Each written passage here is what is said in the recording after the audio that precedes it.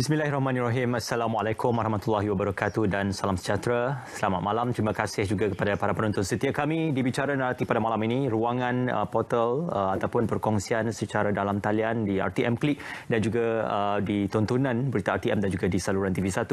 Juga kami mengucapkan selamat menyambut perayaan Tahun Baru Cina untuk yang menyambutnya. Malam perayaan ini, terima kasih kerana setia bersama kami dalam Bicara Naratif di TV1 pada malam ini. Ya, menjelang kepada bahang kehangatan untuk Pilihan Raya Umum Dewan Undangan Negeri Johor, seperkara yang perlu untuk kita berikan tumpuan adalah berkenaan tentang undi 18 dan juga pendaftaran pengundi secara automatik. Perkara ini telah pun termaktub dan juga telah pun diputuskan serta pindaan dibuat kepada perkara 119 Perlembagaan Persekutuan yang memberikan pindaan kepada dua perkara yang disebutkan itu. Maka perihal ini, apakah ia akan diterjemahkan untuk pilihan raya umum yang terdekat ini iaitu Pilihan Raya Umum Dewan Undangan Negeri Johor dan bagaimana mekanisme yang akan digarap serta pindaan kepada peraturan-peraturan dan juga akta-akta berkaitan. Untuk bercakap lebih lanjut malam ini, pengundi 18 dan pendaftaran pemilih secara automatik, saya amat bersahati untuk bersama dengan yang berbahagia Datuk Haji Abdul Ghani bin Saleh, Pengerusi Suruhanjaya Pilihan Raya Malaysia. Assalamualaikum, selamat malam Datuk. Terima kasih bersama kami. Waalaikumsalam. Selamat malam. Alhamdulillah pada waktu yang cuti ini, tetapi Datuk meluangkan masa untuk bersama dengan kami. Kita memberikan gambaran kepada isu yang diperkatakan khususnya kepada proses demokrasi dan juga pilihan raya iaitu pengundi ataupun undi 18 dan juga pendaftaran pemilih secara automatik. Kita mulakan dahulu yang berbahagia Datuk berkenaan tentang undi 18. Bagaimanakah mekanisme undi 18 ini akan diterjemahkan Datuk? Assalamualaikum warahmatullahi wabarakatuh. Selamat malam kepada semua. Saudara Ismail Adam selaku pengacara kita pada malam ini. Terima kasih juga kita ucapkan kepada pihak RTM kerana sudi menyebut saya pada malam ini. Sama-sama. Jadi sebagaimana yang kita sedia maklum, selepas undi 18 diluluskan di Parlimen Ya. dan mula berkuat kuasa pada 15 Disember 2021. Secara asasnya, semua warga negara berkelayakan umur 18 dan ke atas akan didaftarkan sebagai pengundi tanpa perlu lagi memohon kepada SPR. Okey. Mereka ini boleh mengundi apabila nama mereka telah diperaku dan diwartakan secara bulanan. Okey. Jadi makna secara automatik mereka telah pun layak sebagai pengundi yang telah didaftarkan dan diperakukan.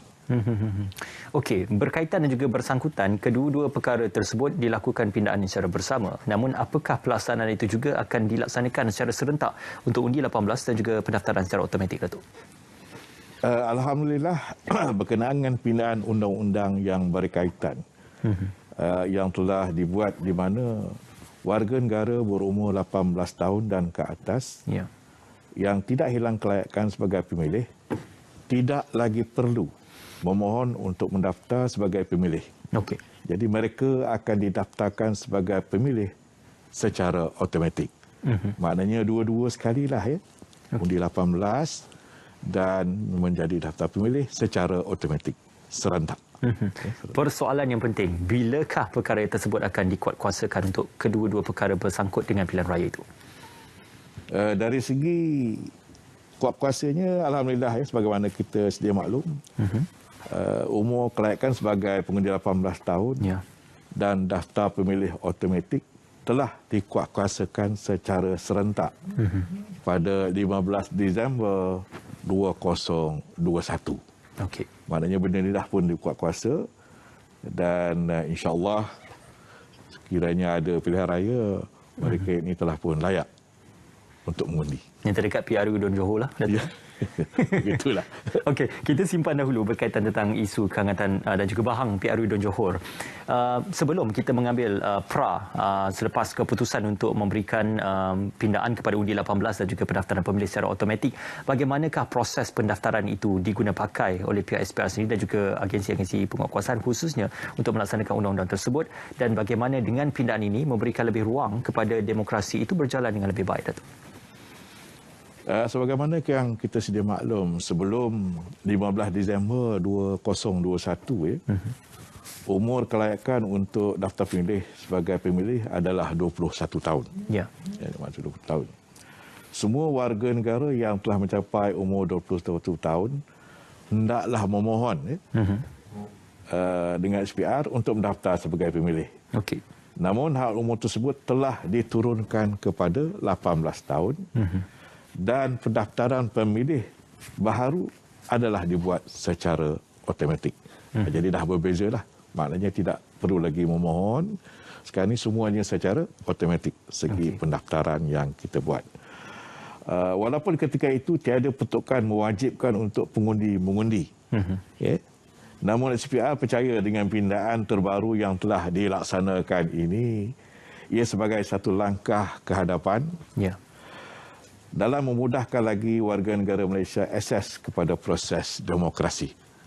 Jadi kita nampak ruang dan peluang ni agak luas untuk ke arah itu. Okey. Yang berbagi Datuk, kita sedia maklum pendaftaran secara MyDaftar dilaksanakan sebelum ini. Jadi apabila undi 18 dan juga pendaftaran secara automatik mula dikuatkuasakan, perubahan akan berlaku kepada MyDaftar, Datuk? So, MyDaftar atau kini dikenal sebagai MySPR merupakan kaedah pendaftaran secara dalam talian yang disediakan oleh SPR untuk tujuan permohonan pertukaran bahagian pilihan raya. Contoh pertukaran lokaliti daripada Parlimen A ke Parlimen B. Dan pertukaran status atau kategori pengundi yang tidak hadir kepada pengundi biasa. Walau bagaimanapun tiada lagi permohonan bagi pendaftaran pemilih baru. Jadi maknanya semua yang dibuat ini adalah melalui apa yang ada di MyDaftar lah. Jadi mudahlah. Okey, berbalik kepada pendaftaran secara automatik itu, maka sistem dapatan data itu akan dikemaskini secara automatik oleh pihak pendaftaran. Baik, berkaitan dan juga bersangkut juga dengan isu apakah rasionalnya undi 18 ini dilaksanakan. Kita sudah maklum ia mengambil aspirasi dan juga inspirasi daripada pihak legislatif ataupun pihak pembuat dasar, khususnya ahli-ahli parlimen untuk melihat lebih banyak ruang diberikan kepada anak-anak muda ini untuk melibatkan diri, malah dilibatkan dalam proses demokrasi dan pilihan raya. Namun di sebaliknya itu, apa pandangan Datuk melihatkan rasional di sebalik undi 18 ini dikuatkuasakan dan dilaksanakan, Datuk? Kalau kita lihat perkara ini adalah very subjektif dan terbuka untuk diperkatakan oleh mana-mana pihak. Namun SPR melihat bahawa penurunan had umur ini mengundi kepada 18 tahun sebagai langkah yang mampu menyumbang kepada kesejahteraan demokrasi negara. Kerana penglibatan mereka akan mewujudkan ruang diversiti serta diyakini mampu memberi idea dan melihat sesuatu isu dari perspektif yang berbeza. Itu segi apalah. Dan apabila pengundi terdiri daripada pelbagai bangsa, budaya, umur, maka semua stakeholder ataupun pemegang taruh yang terlibat dengan pilihan raya perlu memainkan peranan. Yang lebih menyeluruh agar semua perkara yang melibatkan masa depan negara diberi pertimbangan yang sewajar dan mengambil kira kepentingan semua pihak. Jadi peranan kesemualah, sama ada di peringkat keluarga, di peringkat politik, supaya mereka-mereka pengundi muda ini memberi peranan terhadap demokrasi negara kita. Apabila yang berbagi Datuk menyentuh berkenaan peranan golongan muda dalam pembentukan demokrasi dan penglibatan secara terus dalam demokrasi, kita sudah maklum prinsip asas demokrasi itu adalah mengambil suara majoriti untuk diterjemahkan dalam keputusan yang diambil secara konsensus ataupun secara bersama. Namun perihal untuk kita melihat bagaimana undi 18 ini, apakah ia juga akan memberikan keterlibatan lebih ramai anak muda untuk aktif dalam politik, khususnya bukan saja untuk pengundi ataupun pemilih, tetapi juga wakil-wakil rakyat di bawah usia 21 tahun, Datuk?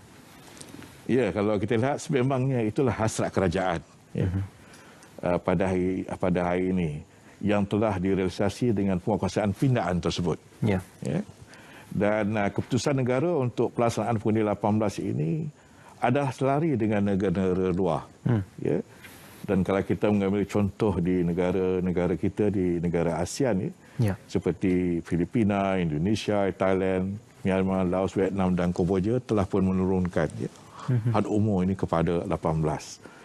Begitu juga kalau kita lihat pada negara-negara lain seperti Bangladesh, Hong Kong, India, Iran, Jepun, Korea dan beberapa negara Europe seperti Belgium, UK, Scotland, Perancis, Jerman, Finland dan Australia telah pun menurunkan umur pengundi-pengundi kepada tahap yang muda, iaitu 18 tahun.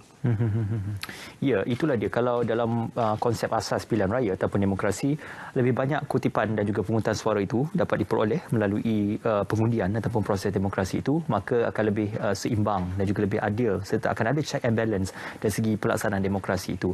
Untuk perihal mungkin tentang pelaksanaan undi 18 dan juga pendaftaran secara automatik ini, apakah untuk pelaksanaan itu nanti akan memerlukan untuk kita kata test and trial kepada bagaimanakah perkara ini akan dilaksanakan nanti, Datuk? So, sebagaimana yang kita sedia maklum bahawa sejak bulan Julai 2019, SPR telah melaksanakan pelbagai persiapan di dalam kita melibatkan perkara-perkara ke arah melakukan undi 18 ini. Dan banyak perkara-perkara yang kita buat. Di antaranya, pertama, segi semakan dan cadangan pindaan kepada peraturan pilihan raya. Okey. Yang berkaitan dengan peraturan pilihan raya pendaftar pemilih 2002, peraturan pilihan raya perjalanan pilihan raya 1981. Okey. Di samping itu juga segi penambahbaikan sistem ICT kita yang baru melibatkan 26 modul secara keseluruhan. Okay. Sebab apa, di SPR ni kita punya sistem ICT kita agak ketinggalan lebih kurang 20 tahun yang lepas lah, dah lama ya. Jadi kita terpaksa menggunakan modul-modul yang baru di dalam kita merealisasikan undi 18 ini. Yang ketiganya, segi penambahbaikan kita punya standard operation procedure kita, SOP kita dalam proses kerja. Di mana kalau sebelum ini perakuan kepada daftar pemilih kita dibuat setiap 10 tahun. Tapi dengan adanya kita punya daftar pemilih secara automatik, kita akan buat setiap bulan. Okey. Jadi ini perbezaan.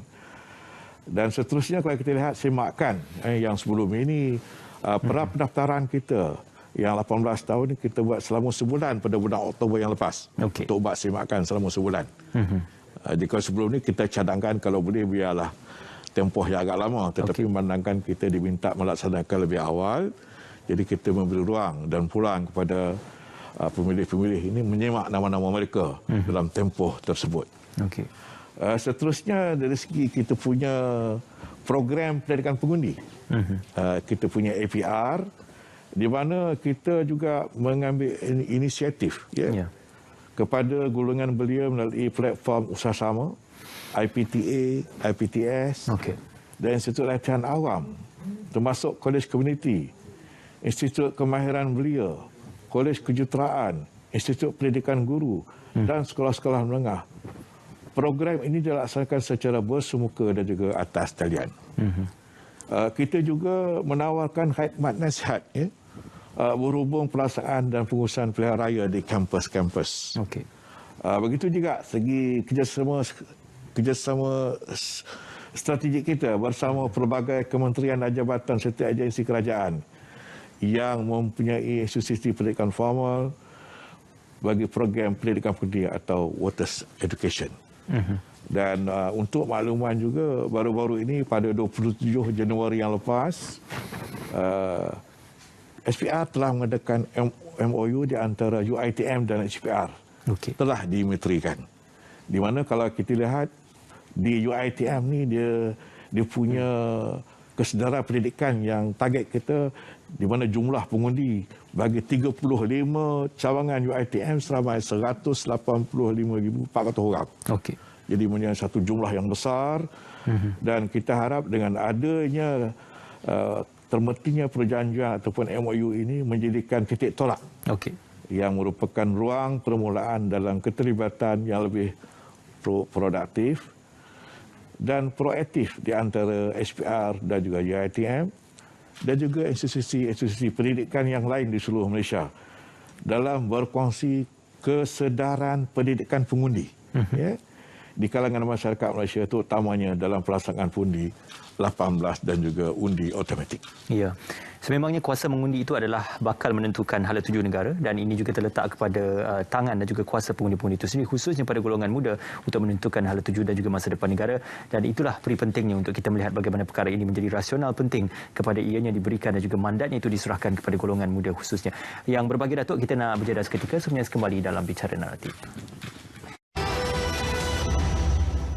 Kita bersua kembali dalam Bicara Naratif. Kali ini kita memberikan gambaran berkenaan tentang undi 18 dan juga pendaftaran pemilih secara automatik. Secara ringkasnya, pindaan undang-undang yang terlibat dalam Perlembagaan Persekutuan tempoh hari yang telah pun dimaktubkan iaitu Perkara 119 bertajuk Kelayakan Pemilih Fasal 1, Fasal 3, Fasal 4 dan juga ada beberapa perkara-perkara lain yang bersangkutan dengannya. Ini merupakan antara pindaan-pindaan dan juga perkara-perkara asas yang dimaklumkan di bawah pindaan Perlembagaan Persekutuan. Kita masih lagi bersama dengan Berbagi Datuk Haji Abdul Ghani bin Saleh, Pengerusi Suruhanjaya Pilihan Raya Malaysia. Yang berbagi Datuk, kalau disebutkan berkenaan tentang berlakunya perubahan ataupun dalam istilah konotasi undang-undangnya pindaan Perlembagaan Persekutuan, apakah ianya juga akan memberikan kesan kepada beberapa pindaan dalam akta dan juga peraturan-peraturan yang bersangkutan dengan proses pengundian dan juga proses pilihan raya, Datuk? Sebagaimana yang kita sedia maklum bahawa Parlimen telah meluluskan pindaan Perlembagaan Persekutuan di sesi Dewan Rakyat pada 16 Julai 2019. Ya. Dan sesi Dewan Negara pada 25 Julai 2019 seperti berikut. Ya. Pertama, perkara 1191 ya. Perlembagaan Persekutuan untuk menurunkan kelayakan umur pengundi daripada 21 tahun kepada 18 tahun. Yang kedua, perkara 1194 Perlembagaan Persekutuan untuk melaksanakan pendaftaran pemilih secara automatik. Okey. Dan yang ketiga, perkara 47 dan Seksyen 5 Jadual ke-8 Perlembagaan Persekutuan untuk menurunkan hak kelayakan umur menjadi calon daripada 21 ke 18 tahun. Okey. Jadi pindaan-pindaan ini telah pun dibuat, alhamdulillah, dan insya-Allah benda ini akan kita laksanakanlah. Yang berbagi Datuk, secara asasnya kita sedia maklum untuk mendasari dan juga mengawasi proses pilihan raya itu ada beberapa peraturan dan undang-undang yang dipakai. Antaranya mengikut kepada kefahaman adalah berkaitan tentang Akta SPR, peraturan-peraturan pilihan raya dan juga kesalahan-kesalahan pilihan raya. Jadi apakah ketiga-tiga peraturan itu juga akan turut dipinda bersandarkan kepada undi 18 dan pendaftaran ini? Memanglah dari segi peraturan-peraturan pilihan raya yang berkaitan dengan peraturan paruhan pilihan raya pendaftar pemilih 2002 dan peraturan pilihan raya perjalanan pilihan raya 1981 ini juga kita kena pindah. Maknanya daripada apa yang dibuat di Parlimen, di peringkat kita juga akta-akta kita pun kena pindah untuk benda diselari dan boleh dikuatkuasakan. Jadi yang ini telah pun kita buat dan alhamdulillah telah pun selesailah. Okey. Datuk, sebelum kita membahagikan kepada pertambahan jumlah pengundi yang berada dalam kategori 18 sehingga 21 tahun itu, untuk di peringkat persekutuan, berapakah jumlah pertambahan pengundi yang didaftarkan secara automatik mengikut kepada kategori umur yang telah dipersetujui itu, Datuk? So, secara keseluruhannya, lebih kurang 5.7 juta warga negara Malaysia yang layak terlibat sebagai pengundi. Ya. Dan daripada itu juga mereka layak sebagai pemilih secara automatik. Okay. Daripada jumlah tersebut, 1.4 juta pengundi baharu adalah berusia di antara 18 hingga 20 tahun. Okay.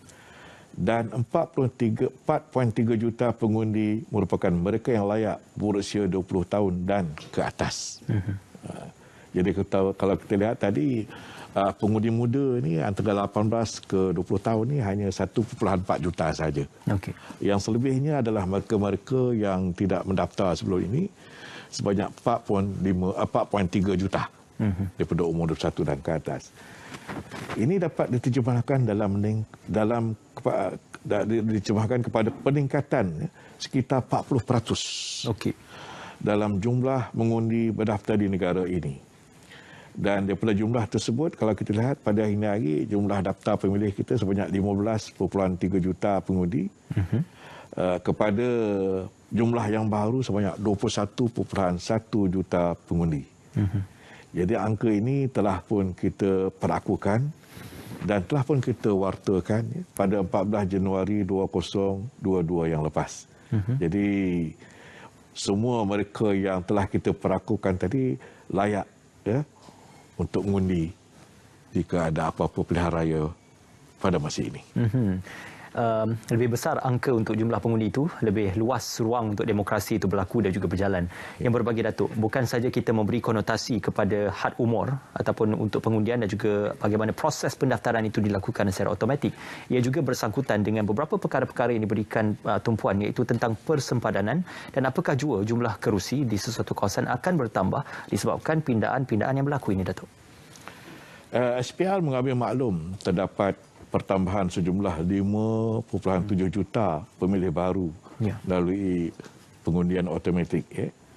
Namun demikian, sebagai dinyatakan di dalam Seksyen 2 jadual ke-13 Perlembagaan Persekutuan, faktor pertambahan pemilih ini bukan saja satu-satu faktor utama kepada keperluan bagi kajian semula persempadanan dilaksanakan. Ada faktor-faktor lain yang perlu kita ambil kira. Pertamanya, segi kemudahan bagi pemilih-pemilih mengundi semasa pilihan raya. Faktor yang kedua, bahagian-bahagian pilihan raya tidak boleh merentasi sempadan sesuatu negeri. Faktor yang ketiga, kemudahan pentadbiran yang boleh didapati dalam sesuatu bahagian pilihan raya. Dan yang keempat, pemeliharaan hubungan tempatan perlu juga diambil kira bagi proses kajian semula persempadanan. Jadi maknanya bukan faktor pengundi saja kita ambil kira. Ada lagi 4 faktor-faktor yang perlu kita lihat untuk kita membuat kajian persempadanan semula kawasan pilihan raya. Berbalik juga kepada peranan dan juga fungsi SPR bergantung kepada 3 perkara yang disebutkan tadi. Apakah mungkin antara perkara asas yang menjadi bidang tugas kewajipan dan juga bidang tugas kuasa yang diperakukan di bawah SPR itu? Dari segi SPR, tugas utama kita yang pertamanya segi kita punya daftar pemilih. Yang keduanya kita melaksanakan pilihan raya. Dan yang ketiganya persempadanan semula. Jadi inilah tugas 3 utama di peringkat SPR. Okey. Baik, itu antara pemahaman asasnya. Yang berbagi Datuk, apabila kita bercerita tentang pendaftaran pemilih secara automatik dan juga had umur untuk diturunkan kepada 18 tahun, persoalan tentang calon-calon yang akan bertanding nanti apakah juga akan mengikut dan juga akan berkolerasi daripada pendaftaran pemilih 18? Jadi sebagaimana yang kita sedia maklum juga, di mana Parlimen telah meluluskan pindaan perkara 47 Perlembagaan Persekutuan, yakni had umur bagi ahli Parlimen, Dewan Rakyat, dan Seksyen 5 jadual ke-8 Perlembagaan Persekutuan mengenai had umur ahli Dewan Undangan Negeri daripada 21 ke 18. Yang ini telah pun diluluskan di peringkat Parlimen. Maka apa pun perlukan seterusnya adalah bagi negeri-negeri meminda perlembagaan negeri atau undang-undang tubuh kerajaan negeri agar selaras dengan perlembagaan persekutuan tersebut. Jadi maknanya di peringkat negeri juga perlu ubah akta tubuh mereka untuk melayakkan calon-calon adun ini diturunkan umur ke 18 tahun. Mahu ataupun tidak, mestilah selari di peringkat negeri dan juga di peringkat persekutuan tersebut. Sepatutnya begitulah. Datuk, kalau kita ikutkan kepada lampiran ataupun beberapa perkara yang dikongsikan juga, ada masih lagi beberapa negeri yang masih lagi belum mengubah untuk syarat kelayakan untuk di Dewan Undangan Negeri. Jadi bagaimanakah perkara ini Datuk melihat keseragaman itu akan dilakukan dan bagaimanakah jangkaan pihak SPR sendiri untuk kesemua negeri akan mula melaksanakan untuk had umur undi 18 itu? Sebagaimana yang kita sedia maklum, kebanyakan kerajaan negeri telah pun menguatkuasakan segi umur calon ini daripada 21 ke 18 tahun. Walau ada beberapa negeri lagi yang belum menguatkuasakan belum lagi. Dan kita berharaplah kepada negeri-negeri yang berkaitan melalui mekanisme sama ada mesyuarat dengan kerajaan persekutuan, dengan Yang Amat Perdana Menteri dan sebagainya, supaya dapat mengambil tindakan segeralah untuk kita selaraskan dari segi penguatkuasaan kepada calon undi 18 ni. Ya. Jadi kita amat berharaplah kepada negeri-negeri yang belum kuat kuasa lagi tetapi telah pun meluluskan. Cuma tarikh kuat kuasa saja belum dikuatkuasakan lagi. Ya. Ya, jadi kita haraplah kepada mereka-mereka ataupun negeri-negeri ini dapat melaksanakan segeralah untuk memudahkan urusan pilihan raya kita yang akan datang. Kalau diikutkan rekodnya ada lebih kurang 5 ataupun 6 negeri yang masih belum menguatkuasakan untuk pelaksanaan calon ahli Dewan Undangan Negeri, namun kebanyakan daripada negeri-negeri tersebut sudah pun melakukan pindaan untuk calon ahli Dewan Undangan Negeri yang berkuatkuasa pada tarikh yang disebutkan setakat 17 hari bulan 1 2022. Yang berbagi Datuk, kita nak kembali berjadah seketika. Selepas ini mungkin juga kita akan bercakap lebih lanjut tentang perkara-perkara dan juga isu-isu yang bersangkutan dengan pendaftaran pemilih secara automatik dan juga undi 18 ini, khususnya kepada bahang PRU yang terdekat. Semuanya kembali dalam Bicara Naratif.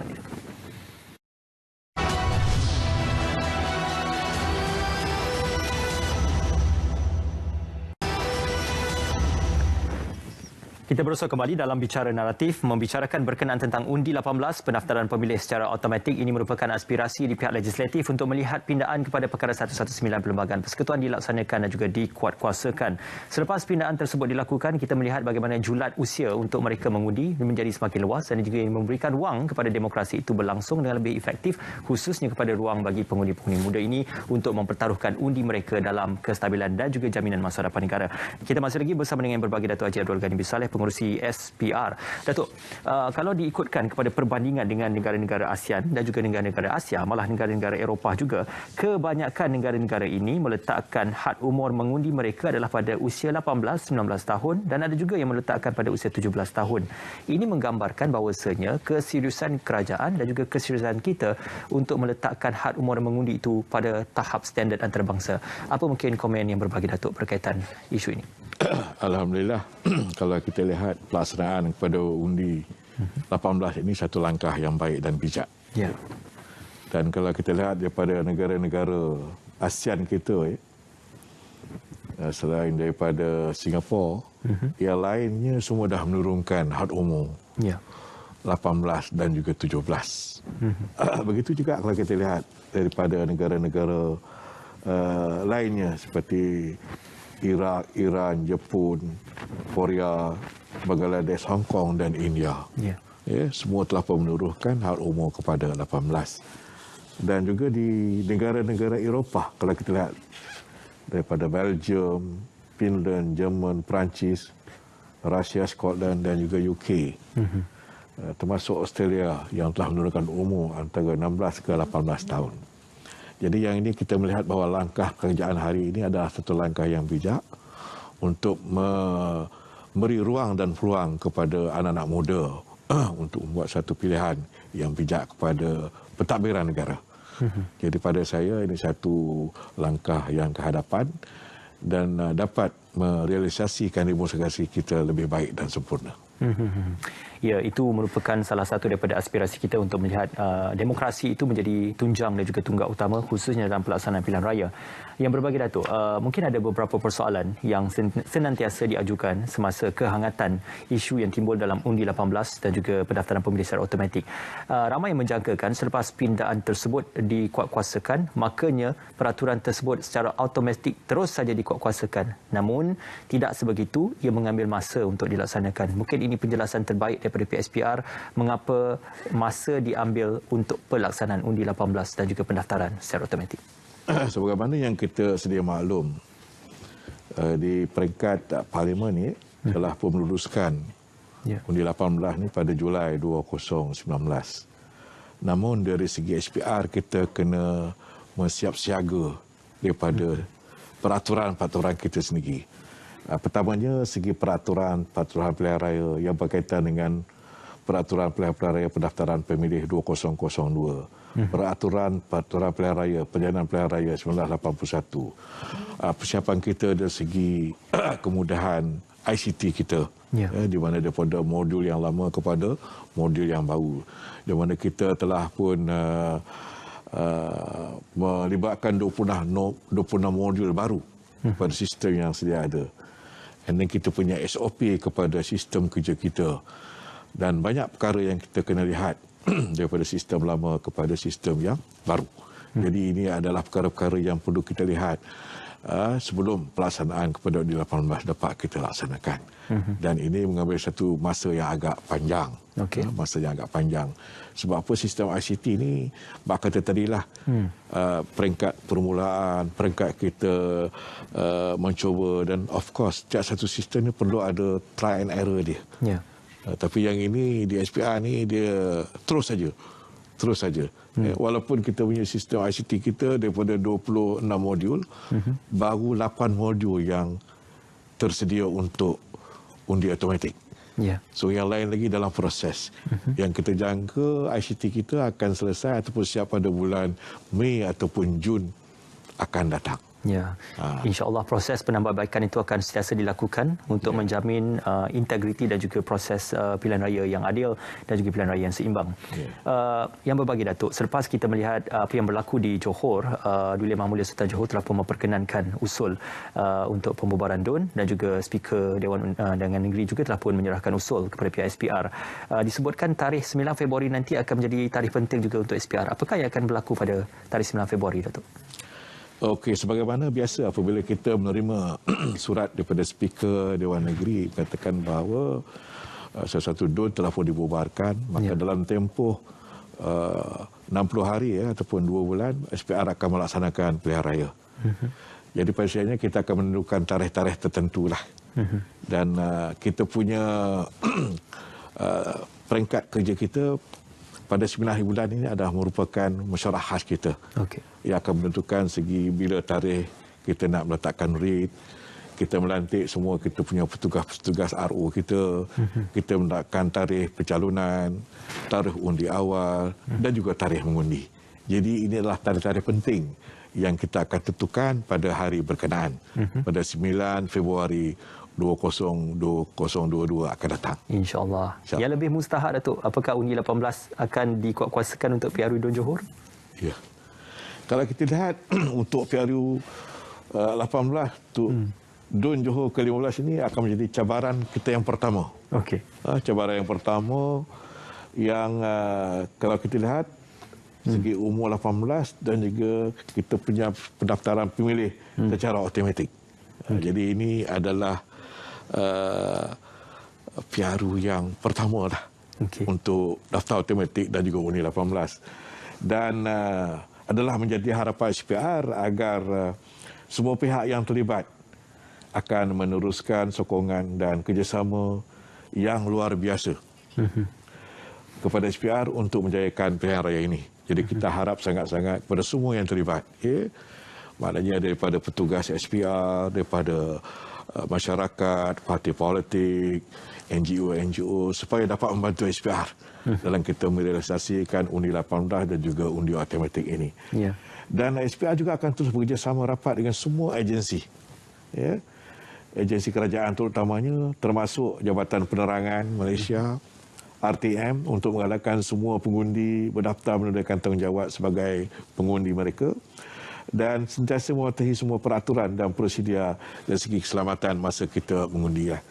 Dan untuk makluman, untuk negeri Johor ni, kita punya jumlah undi secara keseluruhan lebih kurang 756,247. Yang undi 18 itu? Undi keseluruhan automatik.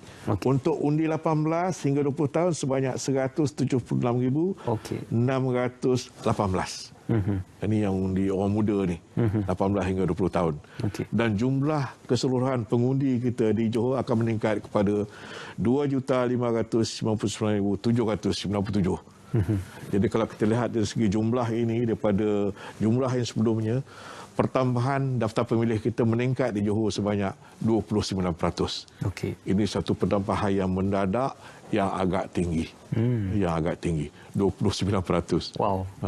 Agak tinggi. Berlangsung daripada pertambahan mendadak itu, saya kira pencaturan parti-parti politik juga akan terus saja berubah secara mendadak untuk melihat bagaimana untuk memenangi hati pengundi-pengundi baru, khususnya yang baru mendaftar dan juga yang dikategorikan sebagai 18 hingga 20 tahun. Yang berbagi, Datuk, ini satu persoalan juga penting. Kalau diikutkan kepada beberapa siri pilihan raya negeri sebelum ini, untuk kadar peratusan keluar mengundi, ini mungkin respon daripada pihak SPR.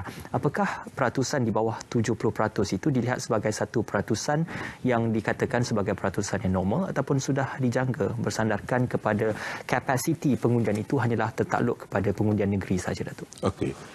Sejak akhir-akhir ini, SPR melihat bahawa peratusan kita melihat kepada 70% kerana waktu ini kita masih lagi dalam musim COVID-19.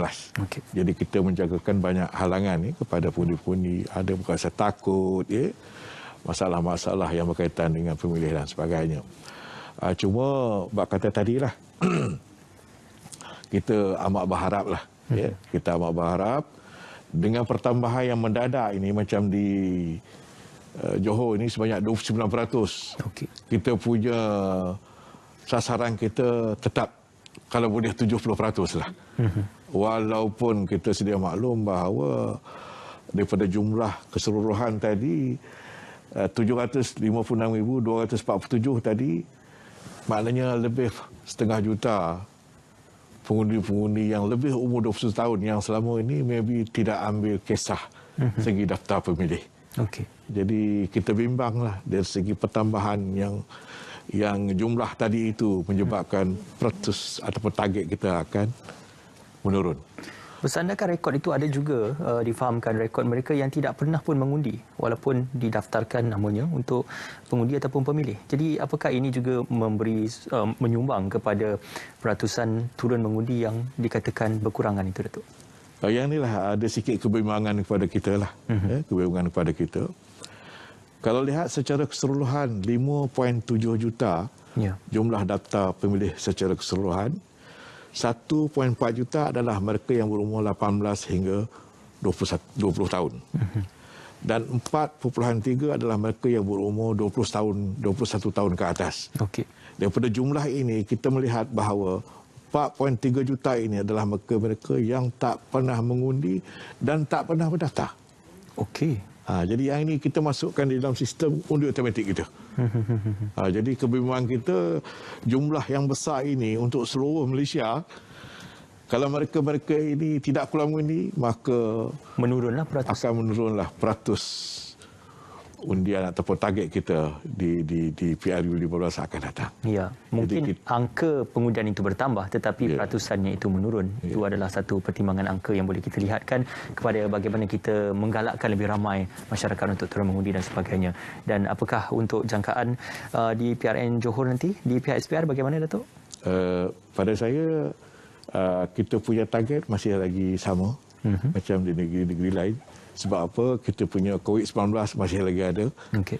Cuma kita berharap kepada semua bakal pengundi untuk di Johor ni yang melibat sebanyak 756,000 pengundi-pengundi baru ni dapat keluar mengundi dan ambillah satu inisiatif bahawa undi mereka adalah tanggungjawab kepada negara. Kita harap sangat-sangat. Dan peranan daripada pihak masyarakat, pihak politik, dan kita juga berharap kepada media, sama ada media cetak ataupun media sosial dapat memberi penerangan ataupun menggalakkan pengundi-pengundi baru ini keluar untuk mengundi. Okey, baik. Satu penjelasan yang konklusif daripada yang berbagi, Datuk. Kita nak kembali berehat seketika. Sebenarnya kembali dalam bicara nanti untuk kita menyimpulkan dan juga menutup perkongsian berkenaan undi 18 dan juga pendaftaran pemilih secara automatik.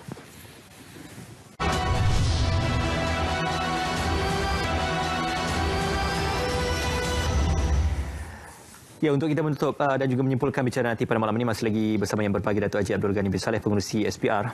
Yang berbagi, Datuk, diikutkan pada track record kepada pilihan raya umum Dewan Undangan Negeri di Melaka tidak dibenarkan berkempen secara fizikal.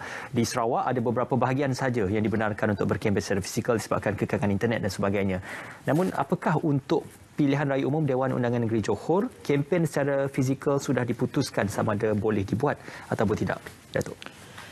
Berkenaan dengan SOP untuk pilihan raya di Johor, pihak kita sedang meneliti dengan pihak Kementerian Kesihatan dan juga Majlis Keselamatan Negara untuk meneliti faktor-faktor yang ditanyakan tadi dari segi kempen dan sebagainya. Walau bagaimanapun kalau kita melihat kita ni dah melalui ke fasa 4 ke Pasar 4 dan mungkin pada saya kemungkinan pihak KKM dan juga MKN akan bersetuju dengan saya agaknya diberi sedikit kelonggaran lah. Diberi sedikit kelonggaran. Dan yang ini terpulang kepada Kementerian Kesihatan Malaysia sebab apa kita akurlah dengan Akta 342 di mana semua peraturan-peraturan COVID-19 ini di bawah KKM. Cuma kalau dapat diberi sedikit kelonggaran tu alhamdulillah lah. Sebab apa kita fahamlah mereka ini nak berkempen dan sebagainya. Dan kalau ditanya secara berseluruh, kalau tanya saya lah, at least ada walkabout lah. Dapat mereka berjumpa sama ada di kedai, tempat minum, di pasar dan sebagainya bagi calon-calon yang akan bertanding. Dan ini memandangkan juga bahawa undi 18 akan mengambil di dalam PRU di Johor. Jadi perlulah calon-calon ini memperkenalkan diri kepada orang muda ni. Okey. Inilah kita menantikan masanya apakah antara pengumuman tarikh-tarikh penting oleh PSPR nanti 9 Februari mesyuarat yang akan diadakan. Yang berbagi Datuk.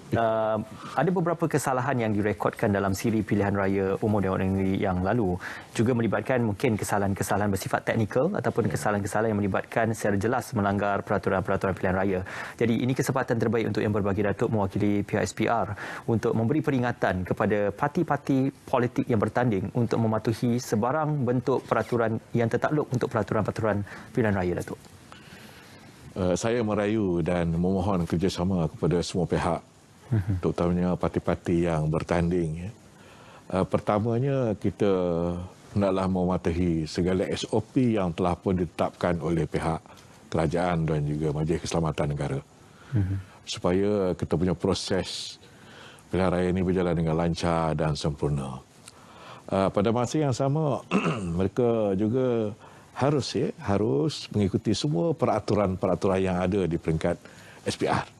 Yang mana yang boleh, yang mana yang tidak boleh.